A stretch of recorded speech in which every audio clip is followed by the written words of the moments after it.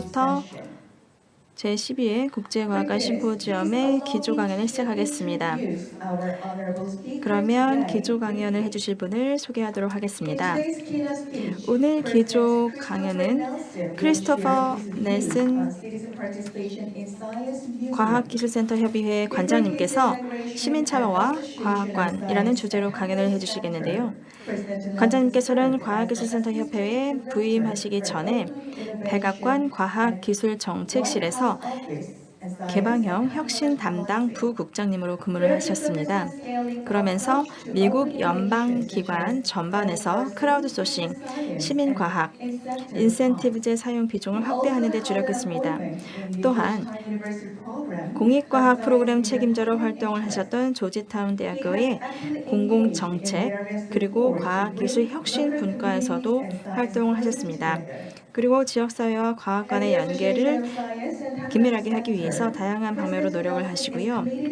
또한 협회에서도 과학 간의 지도자들이 시민 참여와 과학의 허브로서 지역사회의 자신의 역할에 대해서 과감하게 생각할 수 있도록 도전을 해야 하고, 또 과학관 종사자분들이 작업에 적용할 수 있도록 실용적인 통찰력을 깨우칠 수 있도록 사례를 오늘 소개해 주신다고 하십니다.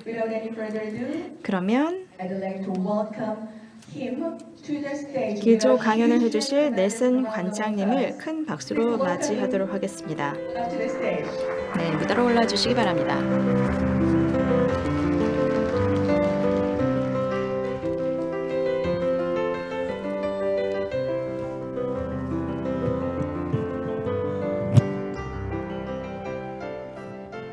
Thank you, everybody. 네, 감사합니다. 제가 마스크를 벗고 진행하겠습니다. Thank you for that very generous introduction. 네, 친절한 소개 말씀 감사합니다. Thank you to the president and staff of the Science Museum for inviting me. 오늘 저를 초대해 주신 관계자 여러분들께 감사의 말씀을 드립니다. 제가 다른 훌륭한 연사분들과 함께 이렇게 좋은 자리에 오게 되어서 너무 기쁩니다. 오늘 여러분들에게 제 발표를 통해서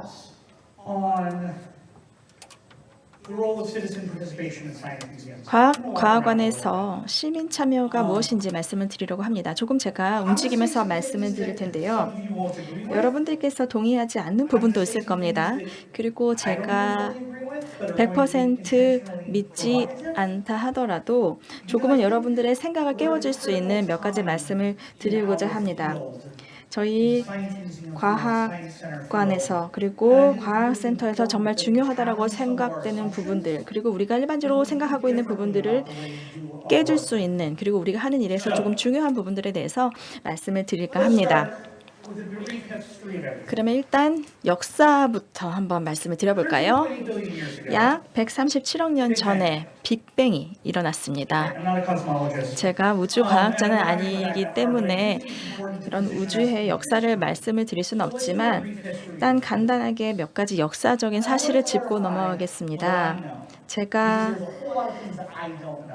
모르는 것이 정말로 많이 있습니다. 그런데 제가 아는 것은 일단 세 가지가 있습니다. 정책에 대해서 조금 알고 있고요. 제가 소개를 해주지만 제가 미국 연방정부에서 과학혁신 정책을 담당을 했었습니다. 또 저는 개방형 혁신에 대해서 알고 있습니다. 문제 해결에 어떻게 사람들의 참여를 이끄는가, 이 부분에 대해서 조금 알고 있고, 그 다음에 조직 설계, 또 조직 개발에 대해서 조금 알고 있습니다. 그래서 어떻게 효과적인 조직을 관리하는가에 대해서 조금 알고 있는데요. 이 마지막 부분에서 제가 조금 더 말씀을 드리고 싶은 게 있는데, 우리 조직을 구성하는 것을 보면 이러한 조직의 구성이라는 것은 우리 세계를 반영합니다. 우리 조직, 특히 과학 박물관들이 전 세계의 빠른 변화에 발맞추기 위해서 어떻게 해야 하는가, 이런 부분을 고민해야 되는데, 제가 오늘 여러분들께 많은 이야기를 해드릴 것인데 주로 유럽과 관련된 이야기를 할 겁니다. 북미 지역의 또 사례를 좀 말씀을 드릴 겁니다. 그 최근의 역사와 관련해서 제가 그런 말씀을 드릴 건데요. 우리 인류는 인류라는 종이 생겨나면서부터 세계에 대해서 여러 가지를 발견을 해왔는데 과학이나 기술은 유럽의 혁신이 아닙니다. 전 세계에 이렇게 지도를 한번 보시면 1900년대에 이제 수학이 발전을 시작했죠. 바로 실크로드에서 바로 이 지역입니다.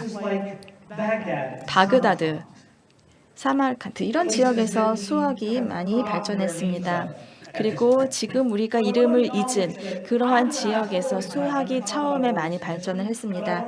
제가 역사 이야기를 많이 하겠지만 이 역사는 정말로 긴 역사이고 전 세계의 역사를 이야기한다는 점을 꼭 명심해 주셨으면 좋겠습니다. 그러면 과학박물관, 과학관의 역사에 대해서 조금 말씀을 드리겠습니다.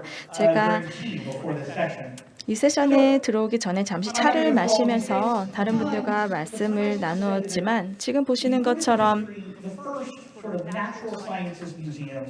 자연사 박물관의 역사를 보면 1600년대 그리고 1700년대에 이러한 자연사 박물관이 만들어지기 시작했고요. 그 이후에 1800년대부터 과학관이 많이 만들어지기 시작했습니다.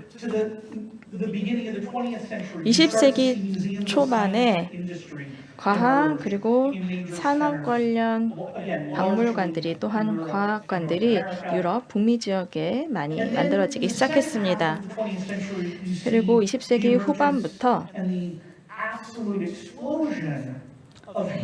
폭발적으로 체험형 그리고 여러 가지 인터랙션이 많이 이루어지는 근대의 과학관이 만들어지기 시작했습니다. 여러분들이 이러한 과학관의 역사에 대해서는 잘 아실 거라고 생각을 하는데요. 지금 여기서 흥미로운 것은 전 세계의 다른 곳에서는 어떤 일이 일어나고 있었는가입니다. 1800년대에 그 당시에는 우리가 자연 세계에 대한 이해가 높아지기 시작했습니다. 자연과학과 의학에 대한 발전이 이루어졌죠.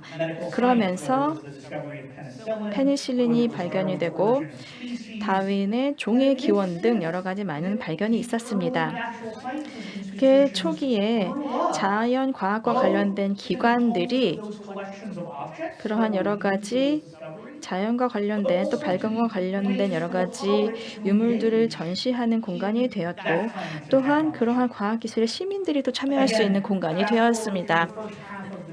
그리고 20세기 초반 이 시기에 산업화가 급격하게 진행이 되고 기계화가 많이 진행이 되었고 물론 이것이 세계 전쟁, 그러니까 세계 대전의 물론 결과이기도 했지만 그러면서 많은 과학관들이 생겨나게 됐습니다.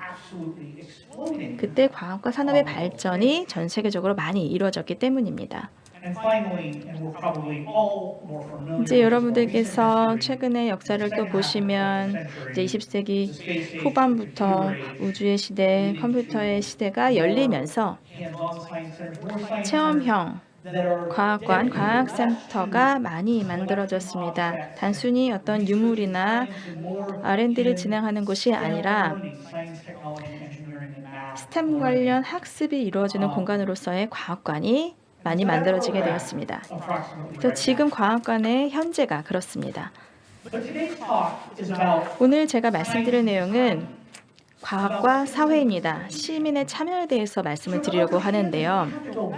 이것을 이해하기 위해서는 전 세계적으로 사회에서 어떤 일이 일어났는지를 살펴볼 필요가 있습니다. 1800년대, 여러분 잘 아시겠지만 여러 가지 다양한 유물에 대한 수집이 이루어졌는데 그것은 사실 유럽의 식민지 시대가 열리면서 그렇게 되었습니다. 그런데 물론 그와 관련한 여러 가지 부정적인 현상들도 많이 있었죠. 20세기에 들어서 이제 20세기 초반에 50년 동안 그 전에 잠시만요. 물론 세계대전이 2차례 있었습니다.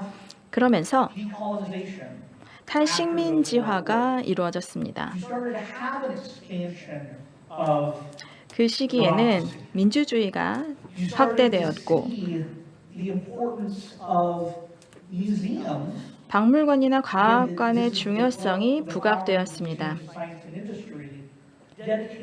그러면서 많은 사람들이 과학이 우리의 삶에 어떠한 영향을 미치는지 그리고 우리 일자리에 과학이 얼마나 중요한지를 사람들이 이해하기 시작했습니다. 이제는 컴퓨터 시대 그리고 우주 시대에 살고 있을 뿐만 아니라 빠른 민주화의 시대에 살고 있습니다. 구소련이 붕괴했고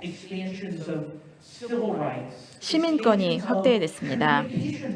통신 기술이 지난 20년 동안 급속도로 발전을 했습니다. 그리고 지난 10년 동안에는 정말로 폭발적으로 소셜미디어가 사용되게 되었죠.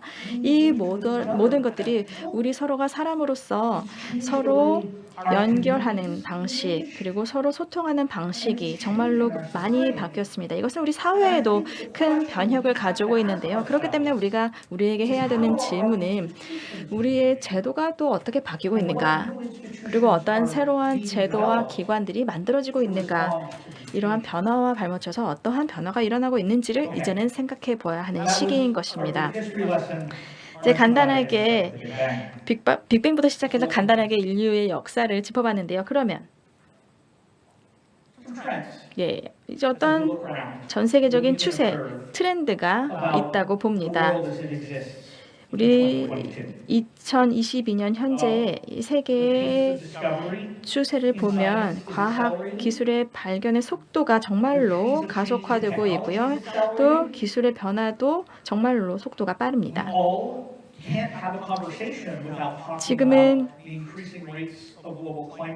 기후변화에 대해서도 많은 사람들이 이야기를 하고 있고요. 또 종다양성의 상실에 대한 위기도 있습니다. 바이오 기술은 새로운 사실 질병이 생겨나면서 발전을 하고 있습니다.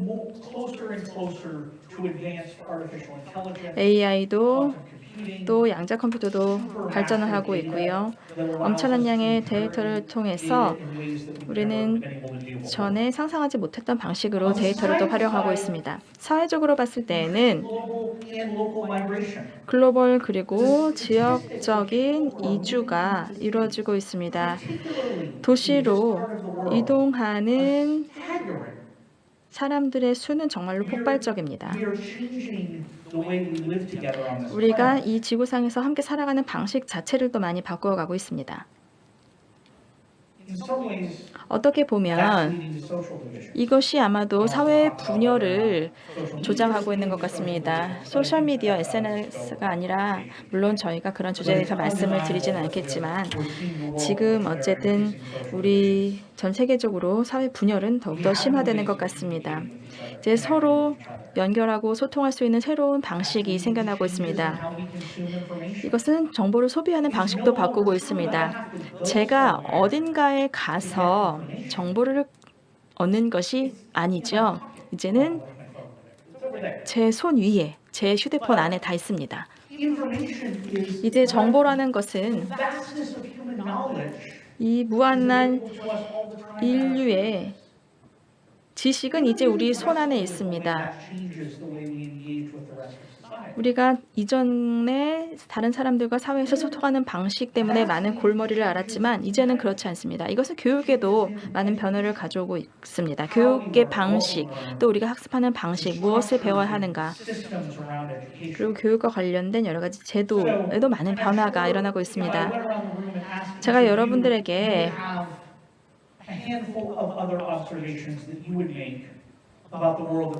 현재 우리가 살고 있는 세상 2022년 기준 여러 가지 다양한 변화에 대해서 여러분들에게 질문을 하면 여러분도 다 동의하실 거라고 생각을 하는데요. 여기서 정말로 중요한 것은 우리가 현재 살고 있는 세상에서 과학과 기술이라는 것이 인류 사회의 모든 부분에 정말로 중요한 부분을 차지한다. 이것은 어떤 논란의 대상이 아니라 여러분들이 모두 동의할 거라고 생각을 합니다. break this down, I want to do 그런데 mathematical proof 수학적으로 of 한번 제가 some work. 증명을 해보도록 하겠습니다.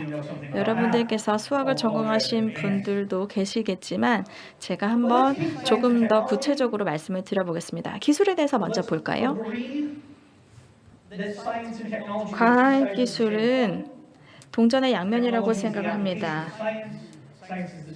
과학을 적용을 하면 기술이 되죠. 이것을 이제 단순화해서 그냥 과학이라고 하겠습니다. 제가 과학이라고 이야기를 할 때는 과학 기술을 다 통칭하는 것으로 일단 이해해 주시기 바랍니다.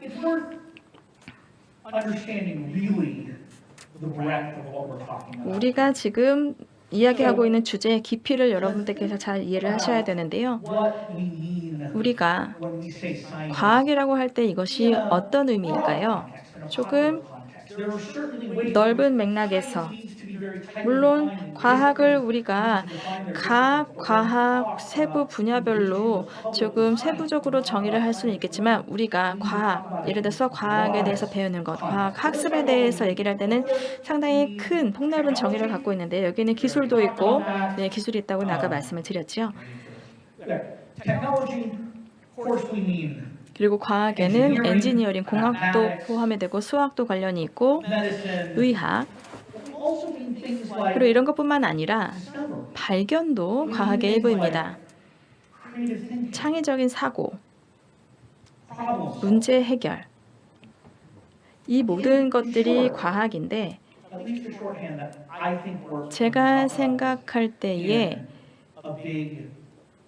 과학이라는 것은 우리 일반적으로 과학이라고 얘기를 할 때에는 우리 세계에 대해서 이해를 하고 세계와 상호작용하는 방식이다라고 저는 생각을 합니다. 우리가 일반적으로 과학을 일반적인 의미로 얘기를 한다. 또 인류의 정말로 중요한 부분을 차지하고 있다라고 얘기할 때는 바로 이러한 의미를 갖는다는 것이죠. 인류 사회의 모든 측면에 내재되어 있다. 이것을 간단하게 다시 얘기하면 인류 사회에 내재되어 있다. 라고 이제 줄여서 얘기를 할 수가 있을 것 같은데요. 예, 내재되어 있다는 것은 무슨 뜻일까요? 네, 필수적이라는 거죠.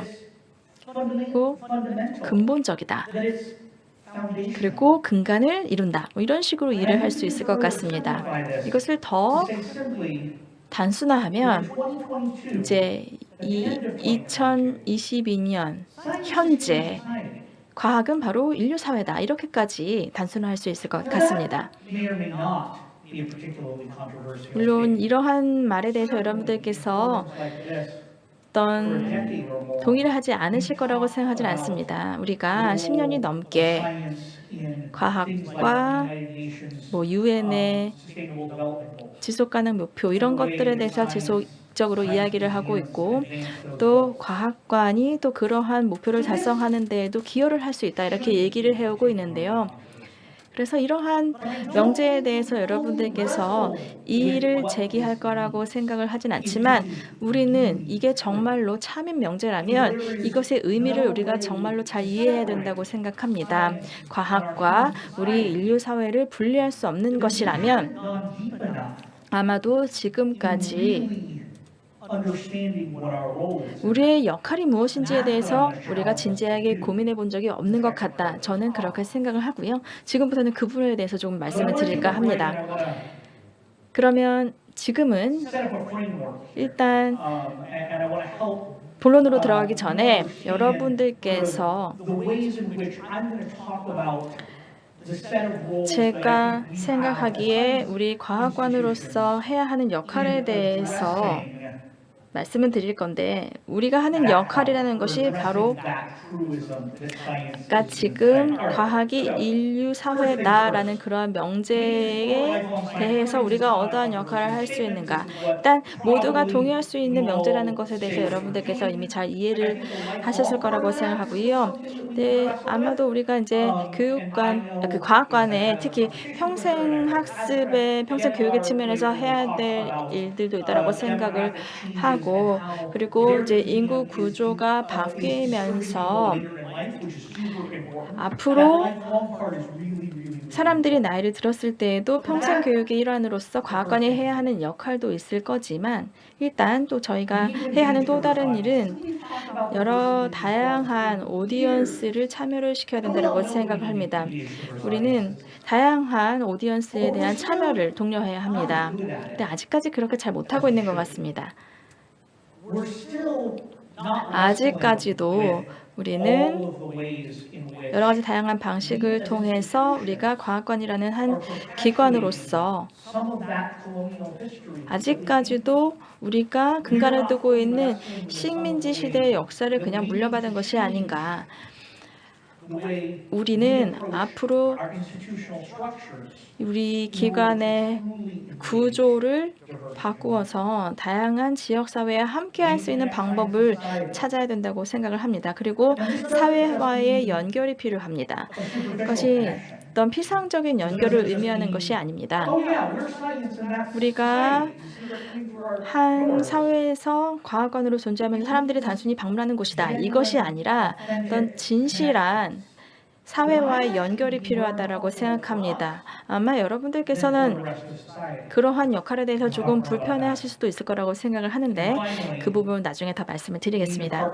그리고 마지막으로 우리가 해야 하는 일은 여러 가지 전 세계 그리고 지역적인 문제를 해결하기 위한 그런 노력에 동참을 해야 합니다.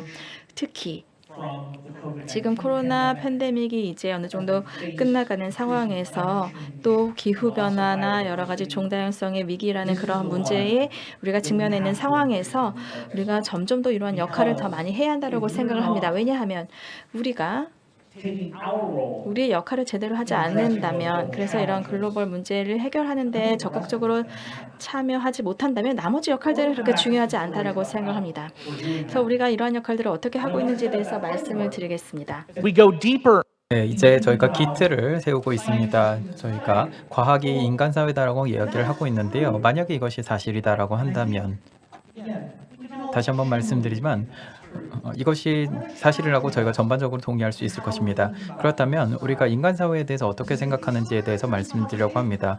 어떤 경우에 이런 대화를 할 때 인간 사회라는 것을 굉장히 크게 생각하는 경우가 있습니다.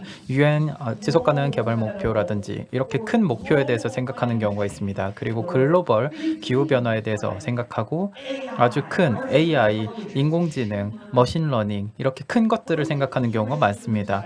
그렇지만 인간 사회를 한번 커뮤니티, 지역 공동체라고 생각해 보겠습니다. 제 입장에서는 이 문장은 조금 불편합니다. 왜냐하면 과학이 과연 커뮤니티인가라는 것에 저는 확신이 없기 때문입니다. 우리가 커뮤니티 수준까지 내려간다고 했을 때 우리가 동의를 할 수 있어야 하고, 그러면 원래 명제로 돌아가서 거기에도 동의를 할 수 있을 것입니다. 그래서 과연 과학은 모든 커뮤니티에 내재되어 있는가라는 것인데요. 그렇다라고 이야기를 하고 싶습니다. 그렇지만 이것은 진실된 문장이라고 생각하지 않습니다. 저희가 커뮤니티라고 했을 때 의미하는 바는 개개인을 의미합니다. 그리고 각 가족을 의미하고요. 과학은 모든 가족의 일부일 수도 있지만 그렇지 않을 수도 있습니다. 또 이웃들도 있습니다. 과학이 모든 이웃들의 관계에 내재되어 있는가, 그리고 또한 국가들이 있습니다. 각 국가들이 우리 모두가 그러는 것처럼 기후변화에 대응하고 있기 때문에 이것이 사실일 수도 있습니다. 그렇지만 이것이 일상생활에 적용되는가 확신이 없습니다. 또 지역 계획 위원회들이 있습니다. 제가 살고 있는 국가에서는 경제개발과 관련된 부분들을 다루고 있습니다. 환경보다는 좀 더 경제개발에 치중이 되어 있죠. 2022년 현재 저희가 환경을 다루지 않는다면 경제도 다루지 못할 것입니다.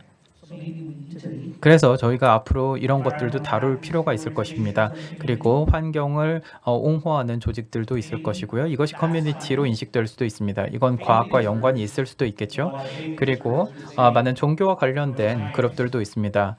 이런 그룹들 같은 경우에는 과학과 관련이 있는 그룹도 있지만 그렇지 않은 경우도 있습니다. 훨씬 더 복잡한 관계를 가지고 있죠. 그리고 청년을 집중하고 있는 비영리 단체들도 있습니다.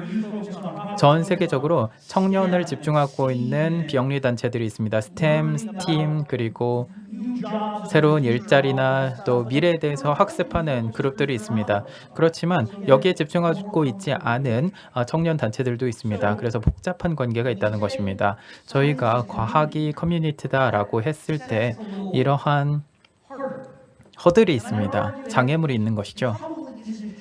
그래서 이 문장은 사실이 아닐 수도 있습니다.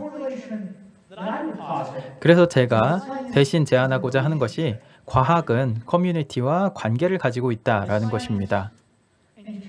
과학과 커뮤니티는 항상 서로 관계를 가지고 있었습니다. 그런데 현재 상황에서 그 관계는 굉장히 투명하다고 할 수가 있습니다.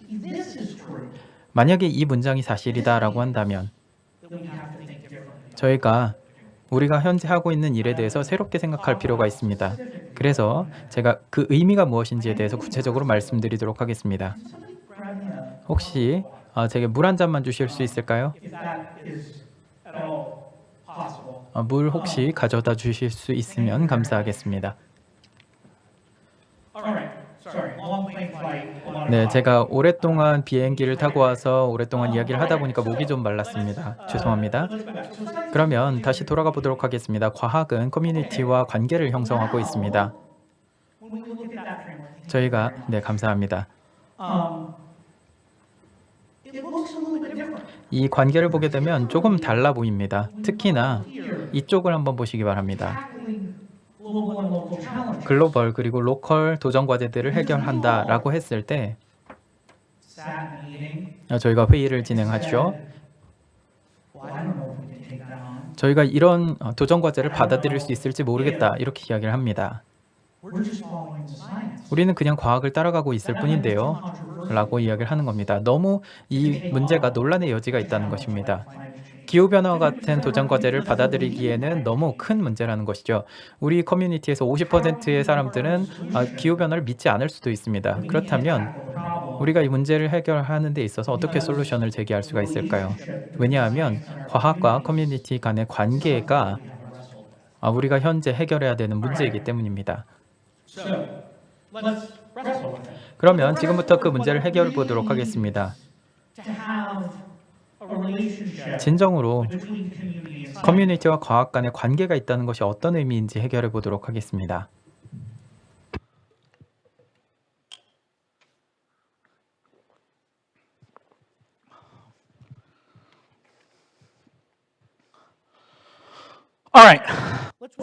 네, 좋습니다. 그러면 커뮤니티와 과학의 관계가 있다는 것에 대해서 해결을 해보도록 하겠습니다.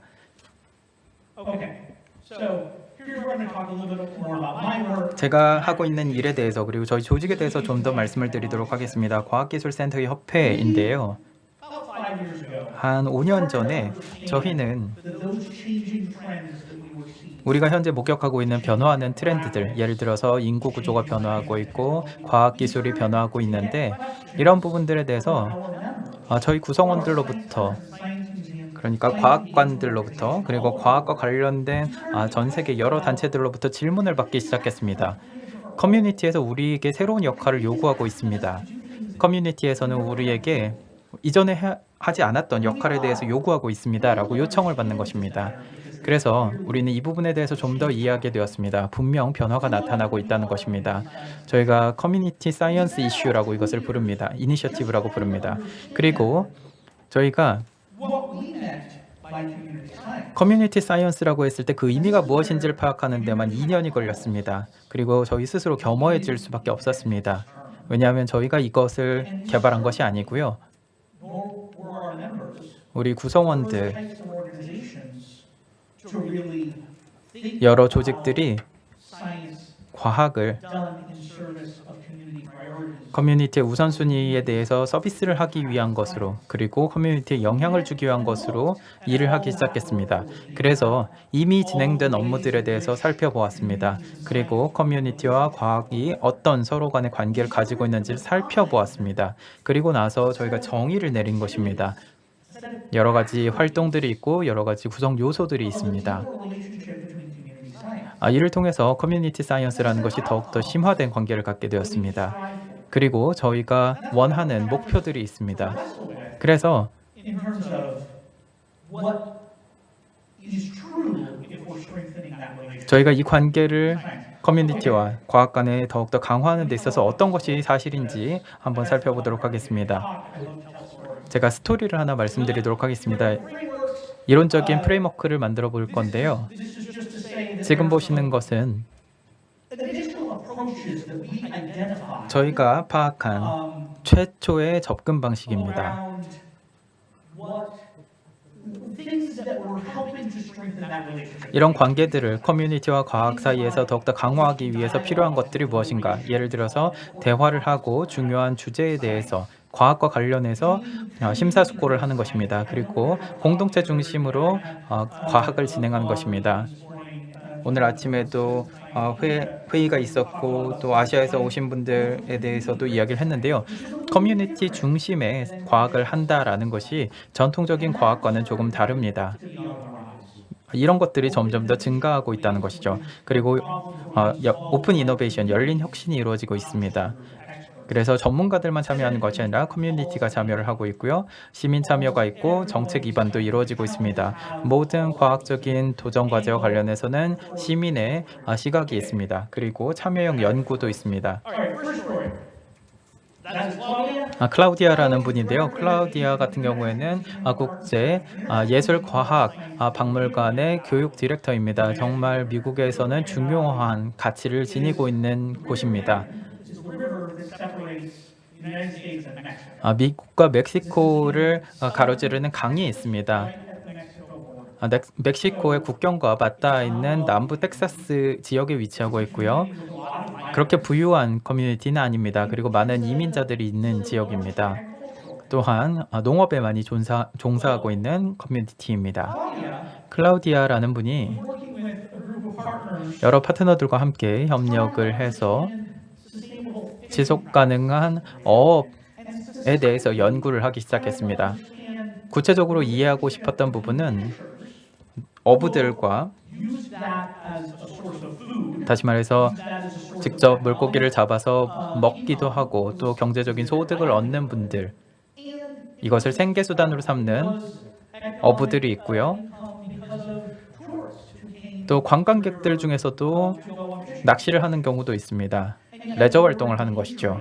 그런데 이런 분들이 지역에 있는 바다 거북의 개체수에 위협을 주고 있는 것입니다. 그래서 예술과학 박물관에서는 과연 무엇을 해야 될까 생각하기 시작했습니다. on both sides of this issue. There 이 이슈에 대해서 커뮤니티 그룹도 있고 정치인들도 양쪽으로 갈려 있었습니다. 그렇다면 예술과학 박물관으로서 이 대화에 우리는 무슨 역할을 해야 될까 생각하기 시작했습니다. 그리고 클라우디아 님이 결정을 한 것이 우리가 정말 중요한 역할을 해야겠다고 생각을 했습니다.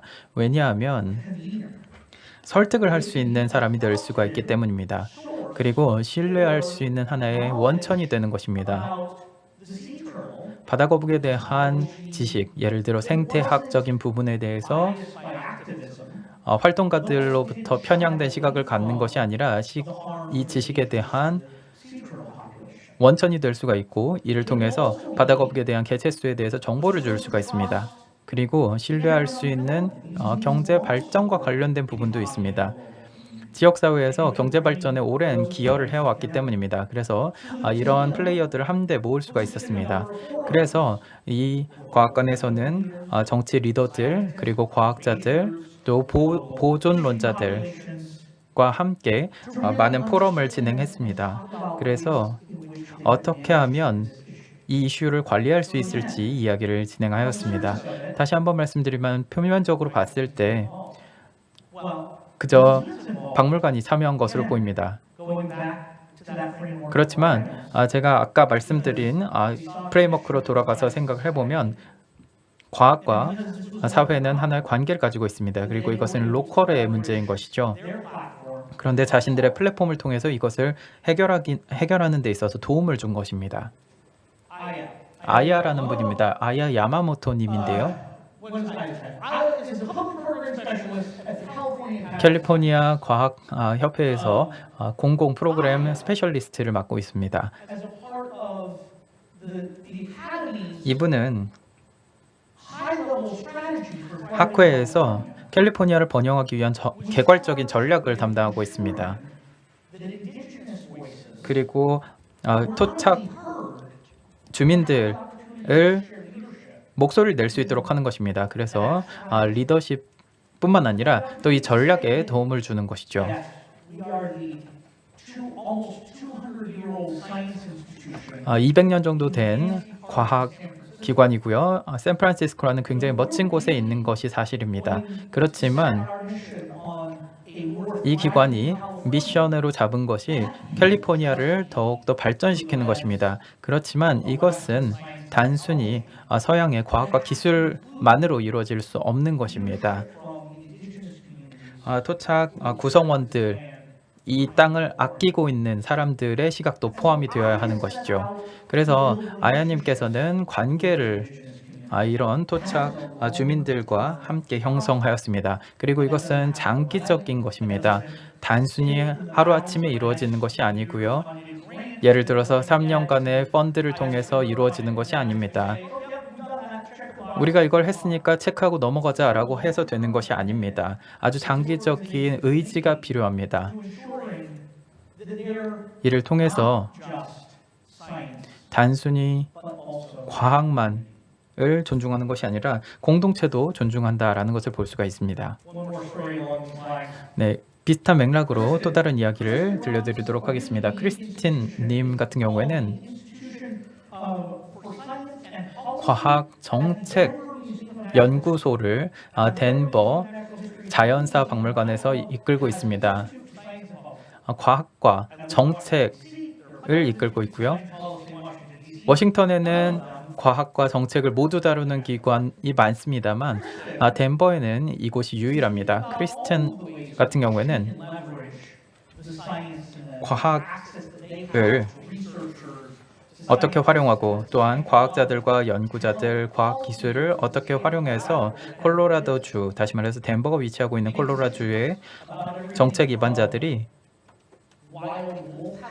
예를 들어서 야생에 있는 늑대들로부터 시작해서 보존 이슈까지 이런 의사결정을 할 수 있을지 도움을 주고자 합니다. 이 프로젝트를 제가 강조하고 싶은 이유는요. 이분이 현지에 있는 미디어 컨소시엄과 협력을 했습니다. 그래서 허위 정보들에 대해서 대응을 했다는 것입니다. 허위 정보라는 것이 우리가 정말 중요하게 생각하는 주제입니다. 그래서 앞으로 허위 정보에 대해서 더 많은 이야기가 있어야 될 것이라고 생각합니다. 그렇지만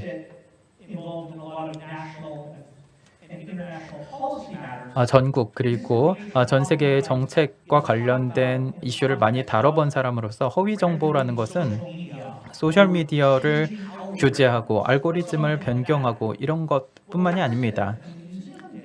크리스찬 그리고 이 박물관에서 진행을 한 것은 지역의 문제에 대한 허위 정보를 해결하는 것입니다. 그래서 내가 가지고 있는 정보의 원천을 믿을 수 있도록 하는 것이죠. 그리고 내 옆에 있는 사람이 말하는 것이 진실인지 알 수 있도록 하는 것이고 인터넷에 가서 정보를 봤을 때 이걸 더 신뢰할 수 있도록 하는 것입니다. 저희가 과학과 사회에 대해서 이야기할 때 굉장히 큰 이야기라고 생각을 하지만 과학과 커뮤니티를 살펴보게 되면 이런 기관들의 네트워크의 힘을 볼 수가 있습니다. 바로 이것이 우리가 집단적으로 가지고 있는 힘입니다. 만약에 저희가 이런 포럼에 모여서 글로벌 이슈 그리고 우리 분야에 미치는 영향에 대해서도 이야기를 할 수 있겠지만 궁극적으로는 우리가 가지고 있는 영향력은 우리 사회를 변화시킬 수가 있습니다. 그러면 다시 돌아가서 그 의미가 무엇인지 살펴보도록 하겠습니다. 이런 지역사회 그리고 공동체 사이에서의 그리고 과학 사이에서의 관계에 대해서 다시 한번 말씀을 드리도록 하겠습니다. 저희가 이걸 만드는 데 있어서 2년이 걸렸다고 말씀을 드렸습니다. 그리고 다양한 요소들이 있습니다. 오른쪽에는 결과물들이 있습니다. 기본적으로 여러분들께서 지역사회와 그리고 과학 간의 관계를 어떻게 강화할 수 있을까라는 것입니다. 예를 들어 스템 교육을 방과 후 프로그램으로 진행할 수도 있고요. 또 전시를 더욱더 발전시킬 수도 있습니다. 이것은 여러분들이 진행하고 있는 자연사 박물관의 생물 다양성과 관련된 부분에 적용을 할 수도 있을 것입니다. 그러면 몇 분 동안 이 부분에 대해서 말씀을 드리도록 하겠습니다.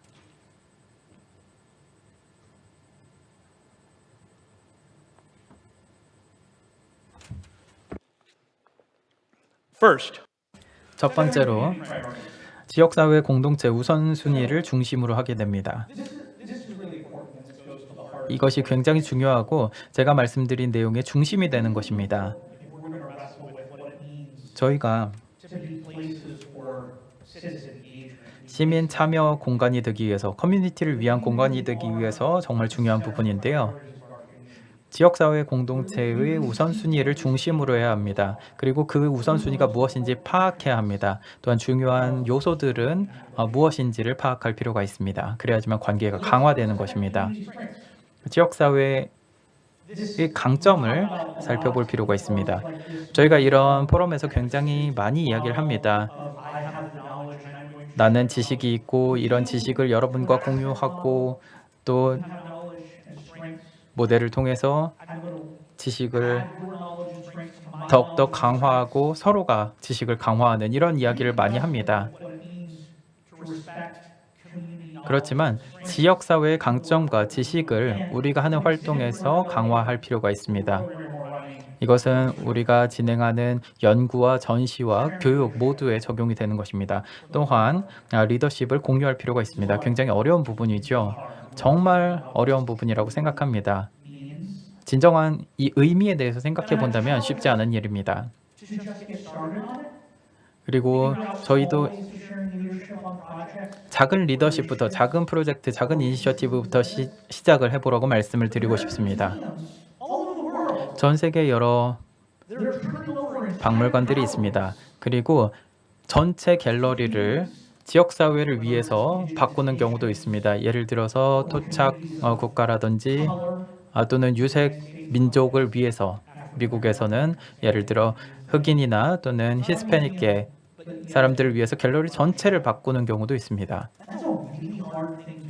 그런 일을 하기에는 정말 어렵습니다. 그렇지만 이렇게 리더십을 공유하는 것은 다시 한번 관계를 더욱더 강화시켜 줍니다. 또한 이것은 주인의식과 관련이 있습니다. 과학 프로젝트가 있을 때 이런 시민과학에 대해서 데이터가 나오면 그 데이터의 소유주는 누구인가라는 이야기가 아까 나왔습니다. 심층적인 시민, 과학과 관련된 것입니다. 여러분 모두가 데이터를 수집했는데 제가 그냥 이 데이터를 출간하면 될까요? 아니면 우리 모두가 데이터를 함께 공유하는 것일까요? 사실 이것이 굉장히 하기 어렵지만 정말 중요한 부분이라고 생각합니다. 다음으로 공평에 중점을 두어야 합니다. 저희가 이 포럼에서 수년간 다양성의 중요성에 대해서 이야기를 하고 포용성이나 또 접근성, 공평함에 대해서 이야기를 합니다. 그렇지만 우리가 하는 모든 업무에 있어서 공평함이라는 시각을 갖는 것이 정말 중요합니다. 저희가 의도적으로 단순히 접근성에 대한 공평함뿐만 아니라 결과물에 대한 공평함도 있어야 합니다. 처음에는 사람들이 서로 다른 접근성을 가질 수 있지만 결과물에 대한 공평함이 있어야 합니다. 지금 사진 찍고 계신데요. 웹사이트에 가시면 사실 이 정보들 모두 보실 수가 있습니다. 근데 마지막으로 요소들 중에서 바로 행동의 목표를 두는 것입니다. 저희 기관들이 여전히 어떻게 이걸 해야 될지 배우고 있는 과정이라고 생각합니다. 저희가 지식을 공유하는 데 있어서는 잘하고 있습니다. 또 커뮤니케이션도 잘하죠. 또 사람들이 학습할 수 있도록 도와주는 데도 잘하고 있습니다. 그렇지만 저희가 행동하는 데 있어서 잘하는지는 아직 모르겠습니다. 그렇지만 우리가 데이터를 수집한다고 했을 때 또 지역사회 우선순위를 감안한다면 행동이라는 것은 바로 다음 단계가 요구된다는 것입니다. 그래서 이런 행동으로 옮겨야 합니다. 예를 들어 과학관이라든지 박물관이라든지 이런 단체들이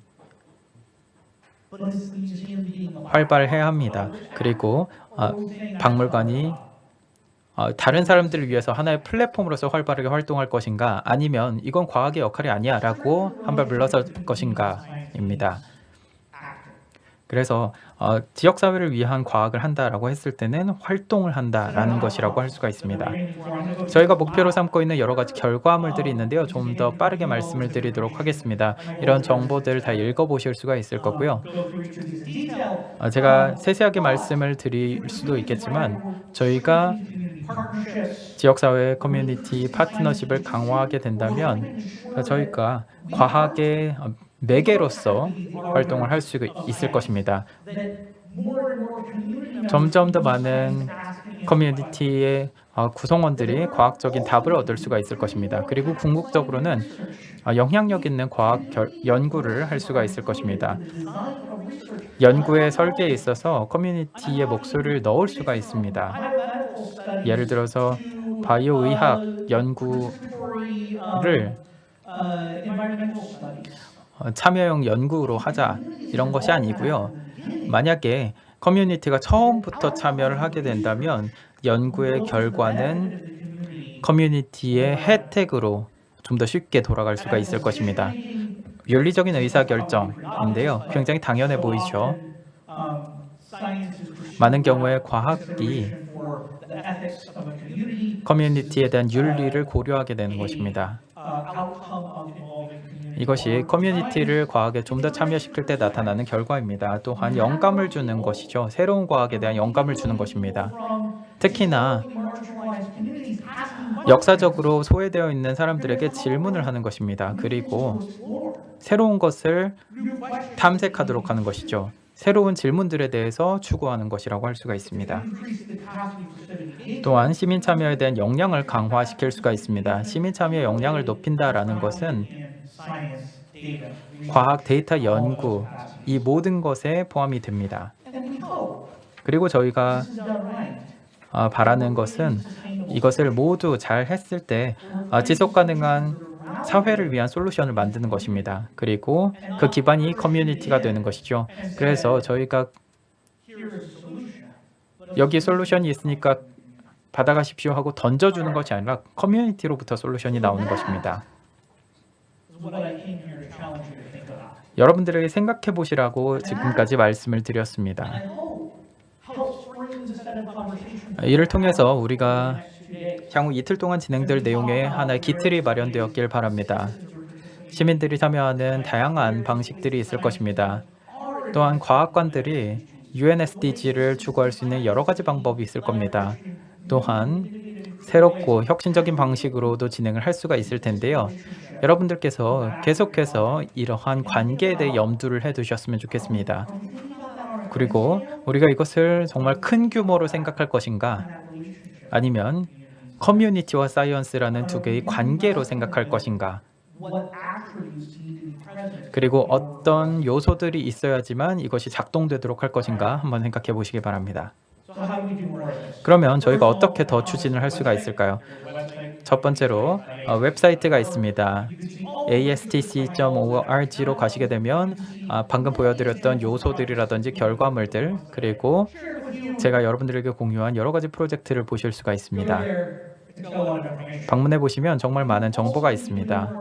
그리고 이런 활동 더 많이 할 필요가 있습니다. 서로 대화를 하고 서로에게 도전 과제를 던져줄 필요가 있습니다. 서로 반박하면서 이건 우리에게 작동되지 않는다, 이건 괜찮다, 이런 식으로 얘기를 할 필요가 있습니다. 그래서 포럼이 정말 중요하다고 생각하고요. 그래서 이 자리에 온 것이 굉장히 영광입니다.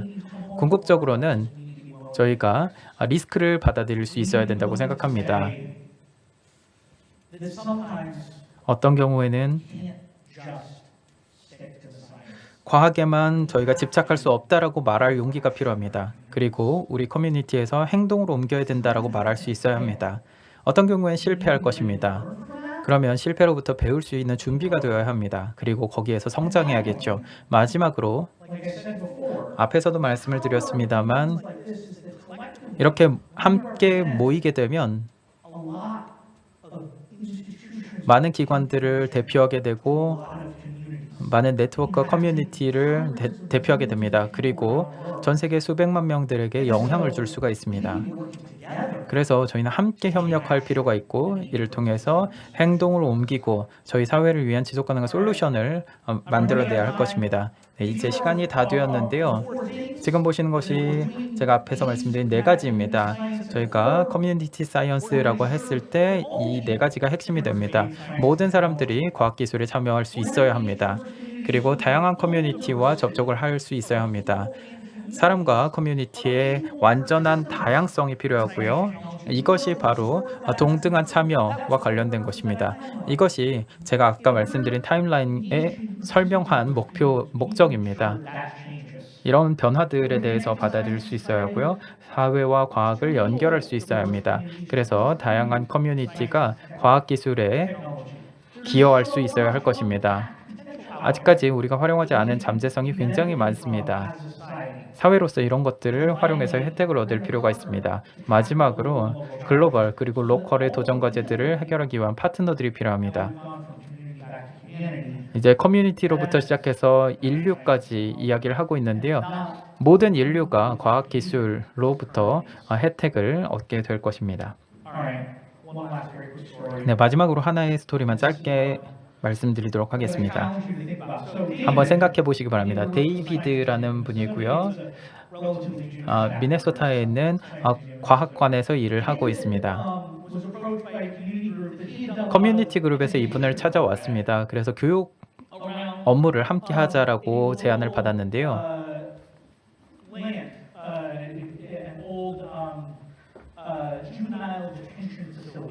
예전에 소년원이 있던 곳인데 이 소년원이 폐쇄가 되었습니다.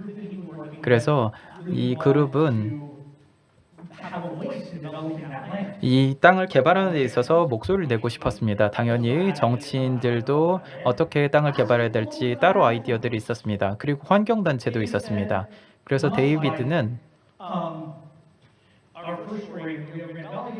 앞에서 스토리에서도 이야기를 드렸는데요. 우리는 박물관이기 때문에 저희가 땅에 대해서 아는 건 없지만 사람들이 모이면 사람들은 하나의 플랫폼으로서 신뢰할 것이다 라고 생각을 했습니다. 그래서 과학자들도 초청하고 환경 전문가들, 교육 리더들도 초대를 하고요. 또 교육과 관련된 담당자들도 모두 초대해서 토론을 진행했습니다. 이걸 계획을 할 때 시의회 의원들이 전화를 걸었습니다. 그리고 이걸 멈춰야 된다. 지금 내가 하고 있는 활동, 내가 이미 땅에 대한 계획을 세웠는데 방해가 된다라는 전화를 받았습니다. 굉장히 겁을 먹었겠죠. 당연히 그럴 겁니다. 시의회에서 전화를 온다라는 것은 두려운 일이죠. 그런데 저희는 이 프로그램을 지원하고 있었습니다. 어떻게 해야 될까 생각을 했습니다. 그래서 박물관 리더들에게 이야기를 하라라고 말씀을 드렸습니다. 물론 이런 활동을 하고 있는 건 리더들도 알고 있겠지만 상황을 보고하라라고 이야기를 했고요. 그래서 박물관의 부관장님, 관장님들에게 이야기를 했습니다. 그리고 고위급 스태프들과 이야기를 했습니다. 그리고 결론은 멈추지 말고 계속하자는 것이었습니다.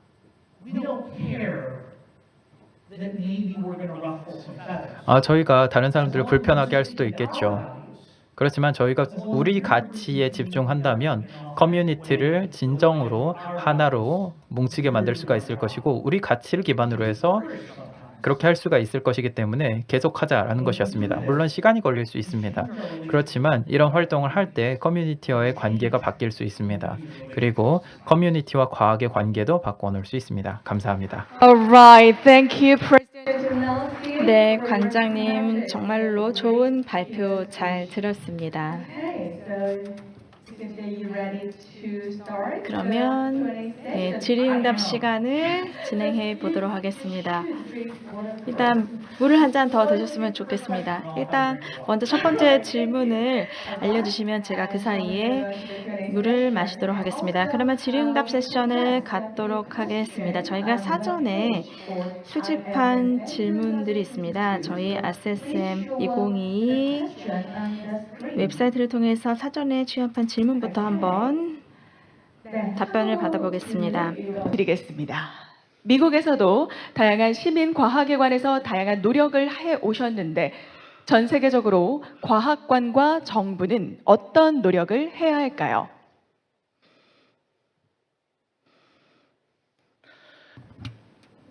This is a really good question. 네, 좋은 질문 감사합니다. 우리가 정부와 과학관이 어떠한 노력을 해야 되는가 질문을 주셨는데요. I think that there's a lot more opportunities for partnership. 지금 파트너십을 특히 정부와 과학관 사이에 기존의 파트너십을 뛰어넘는 그러한 파트너십의 기회가 많이 있다고 생각합니다. 기존에 이제 교육을 중심으로 한 파트너십이 많이 있었죠. 또는 연구 중심의 파트너십. 그런데 문제 해결을 위한 파트너십은 없는 것 같습니다. 그리고 커뮤니티의 니즈를 해결하기 위한, 충족하기 위한 그러한 파트너십은 많이 없는 것 같습니다. 한 가지 사례를 말씀드릴 텐데요. 미국의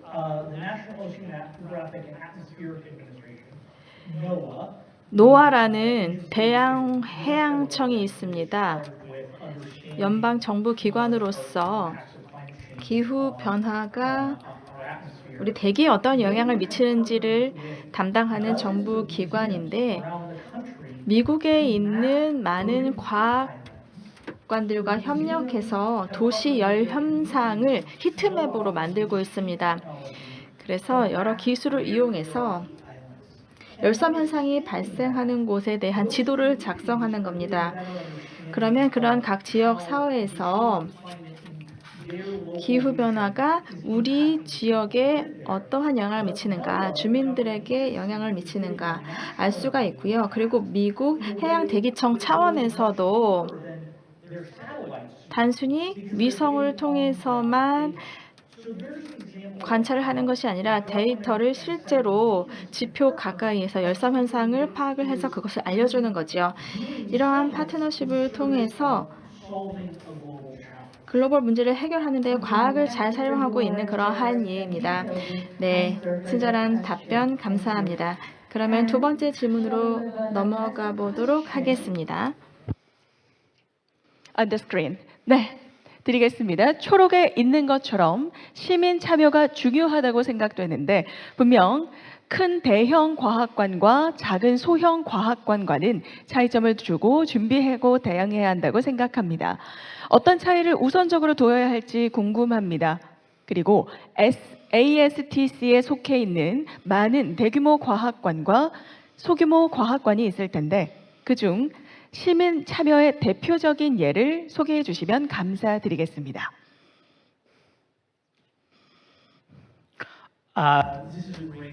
네, 좋은 질문입니다. 네, 말씀하시는 내용이 맞습니다. 대형 과학관과 작은 과학관의 차이가 있습니다. 제가 관찰한 바에 따르면 작은 과학관 같은 경우에는 사실 시민 참여가 훨씬 더 큰 박물관보다 많이 진행이 됩니다. 왜 그런지 이해할 수가 있는데요. 커뮤니티와 더 가깝기 때문이라고 생각을 합니다. 그리고 커뮤니티와 더 연결이 되어 있기 때문입니다. 그래서 시민들이 참여할 수 있는 기회가 박물관의 일상 업무에서 더 많다는 것입니다. 제가 한 가지 예시를 말씀드리도록 하겠습니다. 아라론다 산에 뉴욕주에 있는 산에 있는 작은 과학관이 있습니다. 캐나다에서 한 100km 정도 떨어진 곳인데요. 작은 자연과 관련된 과학관입니다. 그리고 야생의 센터가 있습니다. 10년 이상 청년들을 대상으로 해서 기후 정상회의를 갖습니다. 그래서 사실 여름에는 과학관이 문을 닫습니다. 그리고 대화를 진행합니다. 이를 통해서 기후와 관련된 해법을 찾으려고 하는 것입니다. 이것이 작은 과학관이 활동하는 예시라고 할 수가 있습니다. 왜냐하면 지역사회의 니즈를 알고 있기 때문입니다. 또한 커뮤니티와 가깝기 때문입니다. 제 생각에는 큰 규모의 과학관들 그리고 대도심에 있는 과학관들의 경우에는 이런 종류의 풀뿌리 시민 참여에는 더 어려울 것이라고 생각합니다. 좀 더 의도적이어야겠죠. 간과한다라고 하기는 어렵겠지만 작은 박물관보다 보다는 이런 사람들이 실제 활동하는 것을 덜 마주하기 때문이라고 생각합니다. 네, 감사합니다. 굉장히 자세한 답변 해주셨습니다. Next, I'd like to give our participants 그러면은 오늘 현장에 참여하신 여러분들 중에 혹시 질문이나 코멘트가 있으신 분이 계시다면 한번 들어보는 기회를 갖도록 하겠습니다. 질문이 있으신 분은 네, 손을 들어주시기 바랍니다. 네, 마이크를 전달해 주시기 바랍니다. 네, 첫째 줄에 앉아 계신 분인데요. Well, Mr. I just forgot your name. 제가 성함을 잊었습니다. 죄송합니다만 예, 기조 강연 정말로 잘 들었습니다. My name is Hyung-sik. 저는 신형식이라고 합니다. Korea Basic Science Research Institute. 한국기초과학연구원에서 일을 하고 있습니다. 제가 오늘 Out of this 질문들의 내용이 주제와 좀 상관이 없을 수도 있는데요. 많은 분들께서 we are living in so-called fourth industrial revolution. 이제 4차 산업혁명의 시대에 살고 있다라고 이야기를 하는 분들이 있는데 These days, I believe there are two, 제가 생각하기에는 in a way, competing paradigms are prevailing. 두 가지 큰 과학기술의 패러다임 전환이 있는 것 같습니다. 일단 그 중에 하나는 So-called techno-quantist age, group state with a better technology, better technology wins the game and takes all the benefit. 기술을 독점하는 자가 이 세계를 지배하게 될 것이다 라고 생각을 하는 사람들이 있습니다. 그래서 기술 격차 때문이죠. Anyway, the technology is very important. We have to compete for the better technology. 그래서 우리가 기술 개발에 힘써야 된다 이렇게 얘기하시는 분들도 있고 We are at the advent of COVID. 이제 코로나가 발병한 이후에 We developed the vaccine in a year. 1년 만에 저희가 백신을 개발했거든요. 원래 백신을 개발하는데 10년 이상 걸리지만 놀랍게도 치료제 백신이 1년 만에 만들어졌습니다. 이제 오픈 사이언스라고 해서 전 세계의 연구소들이 자신들의 기술과 데이터를 공유해서 이러한 성과가 가능했는데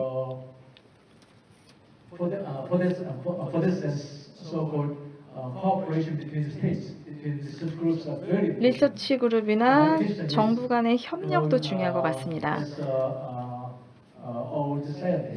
저도 이제 과학에 오랫동안 몸담고 있는 사람으로서 우리 젊은 과학자들에게 경쟁에 살아남기 위해서 힘쓰라고 해야 하는지 아니면 전 세계 과학자들과 협력을 하라고 해야 할지 의견을 듣고 싶습니다.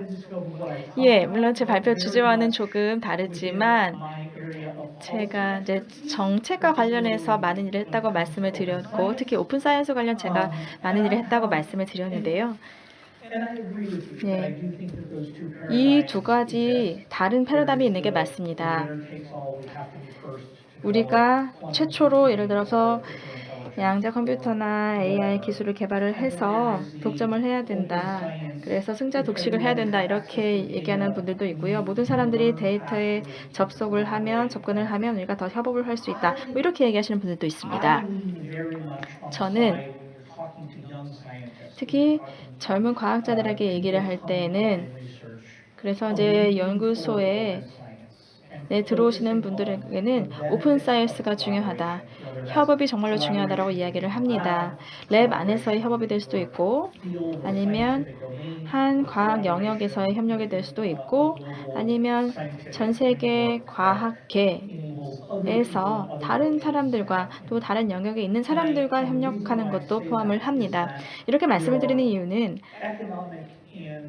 물론 경제적 그리고 지정학적인 이해관계로 인해서 폐쇄된 협력으로 움직이는 경우도 있지만 우리는 젊은 과학자들에게 우리가 어떻게 협력을 해야 되는지 그 스킬을 가르쳐야 된다고 생각을 합니다. 앞으로 어디에서 일을 하게 되든지 간에 나중에 좀 폐쇄된 경쟁적인 환경에서 일을 하게 된다 하더라도 if they start 만약에 처음부터 그러한 환경에서 폐쇄적인 환경에서 일을 하게 되면 그때 협력의 중요성을 가르치기는 어렵습니다.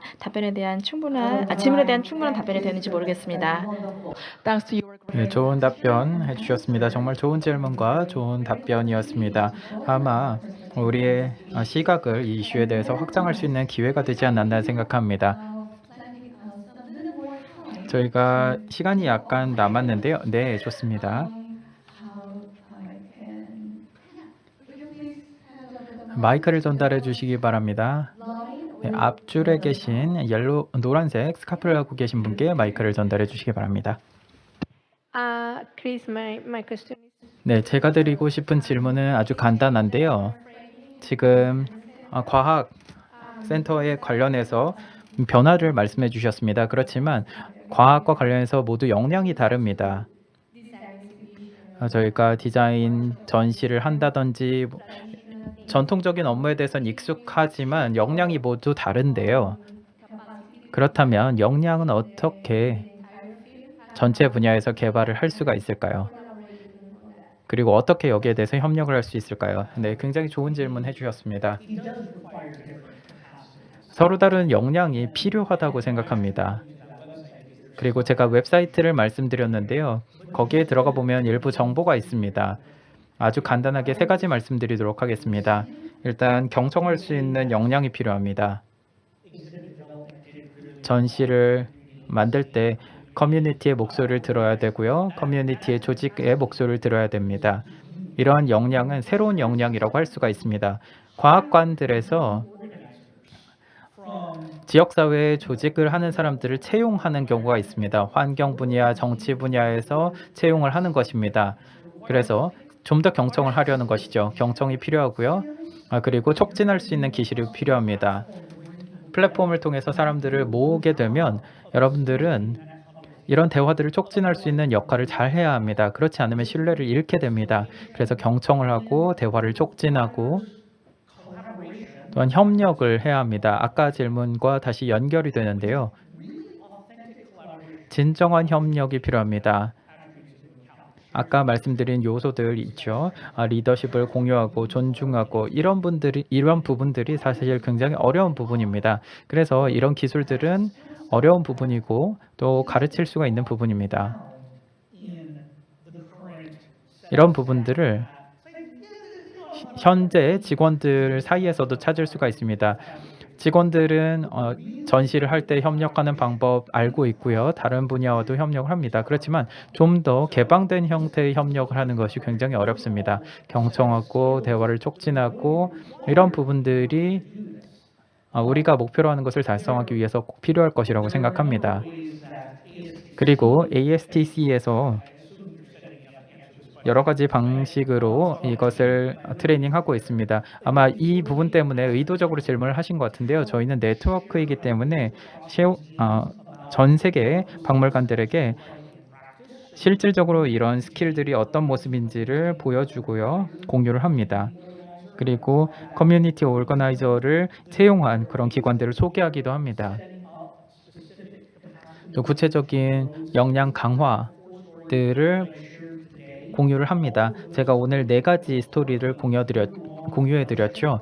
이것들은 1년간 진행되는 펠로우십을 통해서도 할 수가 있습니다. 저희 단체에서 파트너십 그리고 콜라보레이션 스킬, 예를 들어 경청하는 스킬과 대화를 촉진시키는 스킬들을 프로그램에 포함을 시키고 있습니다. 전 세계 박물관들과 함께 이런 역량을 개발하고 있습니다. 그래서 좀 더 대화를 하고 계속해서 강화해 나가야 된다고 생각합니다. 그리고 여러분들과 함께 계속 역량을 강화하길 기대하고 있습니다. 네, 굉장히 완벽한 답이었던 것 같습니다. 감사합니다. So one question. 마지막으로 질문 하나 더 받아보도록 하겠습니다. 저는 아까 오픈 이노베이션이라고 한 말씀이 있었는데요. 개방형 혁신이라고 할 수가 있는데 어떻게 이 개방 혁신을 위해서 우리가 협업할 수 있는지 말씀해 주시면 좋을 것 같습니다. The gentleman over here, 앞서서도 my policy background. 제가 정치과 관련된 답변을 드릴 수 있도록 질문을 주시는데요. 저희가 이제 혁신을 이야기할 때는 개방형 혁신, 오픈 이노베이션을 얘기를 하는데 폐쇄형 혁신과 다릅니다. 몇 명이 어떤 문제를 해결하기 위해서 폐쇄적으로 일을 하는 겁니다. 그런데 개방형 혁신은 문제가 있고 이 문제를 사람들에게 알리고 누구든지 문제 해결에 관심이 있는 사람들은 참여를 해라. 이것이 바로 개방형 혁신입니다. 그러나 폐쇄형 혁신과는 다릅니다. 기술이 어떻게 이 개방형 혁신을 가능하게 할 것인가 질문을 주셨는데요. 여러 가지 다양한 방식으로 기술을 우리가 활용해서 개방형인 혁신할 수가 있습니다. 단순히 커뮤니케이션, 의사소통, 통신 기술을 통해서라도 물리적으로 한자리에 모일 수 없는 사람들이 같이 문제 해결에 참여할 수가 있습니다. 전 세계가 문제 해결에 같이 할 수 있도록 방콕에서 대전, 워싱턴, DC 여기에 있는 사람들이 모두 함께 해서 문제 해결에 참여할 수가 있습니다. 왜냐하면 통신 기술이 발전해 있고 온라인 미팅을 열고 또 데이터를 서로 전송하고 주고받을 수 있기 때문입니다. 그리고 지금 데이터 프로세싱 관련 기술이 있습니다. 더 많은 사람들이 이제 데이터에 접근을 하고 AI를 활용할 수가 있습니다. 일반인들도 이제 AI를 사용할 수가 있거든요. 그래서 데이터를 새로운 방식으로 활용할 수가 있습니다. 이제는 도메인 전문 지식을 갖고 있는 사람들이 여러 가지 다양한 질문에도 대답을 해줄 수가 있습니다. 10년 전 일인데요. 제가 연방정부에서 일을 하고 있었고 나사와 일을 하고 있습니다. 여러분 나사 다 아시죠? 제가 그 당시 했던 일이 나사를 설득해서 나사가 아니라 다른 사람들이 문제를 해결할 수 있다라고 이해를 시키는 것이었습니다. 그때 우주 전문가들이 있었는데요. 이분들이 처음에 우리가 로켓 과학을 하는 사람들인데 누가 이거를 대신한단 말인가 이런 입장이었습니다. 그래서 제가 좀 믿어주세요. 지금 해결하고자 하는 문제가 있는데 지금까지 돈을 들였지만 해결하지 못했던 어떤 문제가 있었는가. 지금 그 태양 폭발이라는 것이 사실은 지구상의 통신까지 많은 영향을 미치는 문제이고 그리고 이러한 태양 폭발과 관련된 데이터도 정말로 많은데 지금 데이터가 비밀인가요? 라고 하니까 아니라고 하더라고요. 그래서 그럼 데이터를 공개를 하는 게 어떻겠느냐. 이렇게 누구든지 이 태양 폭발을 예측할 수 있는 더 좋은 알고리즘을 개발한 사람들에게 상금을 주는 게 어떻겠는가. 이렇게 했더니까 나사 자체 알고리즘보다 3배 좋은 알고리즘이 만들어졌는데요.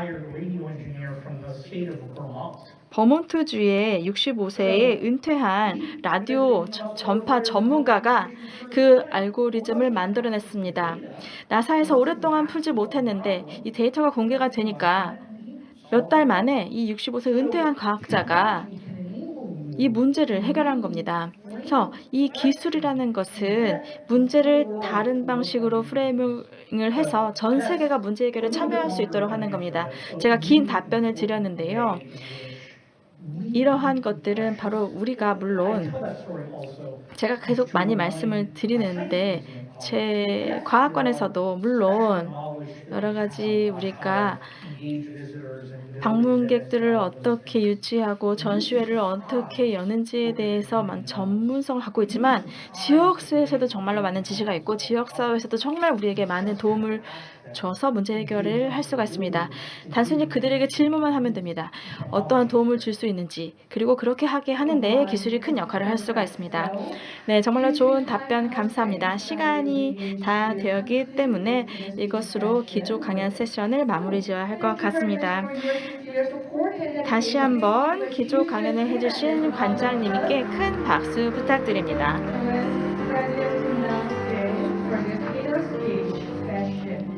예, 크리스토퍼 넬슨 관장님이셨습니다.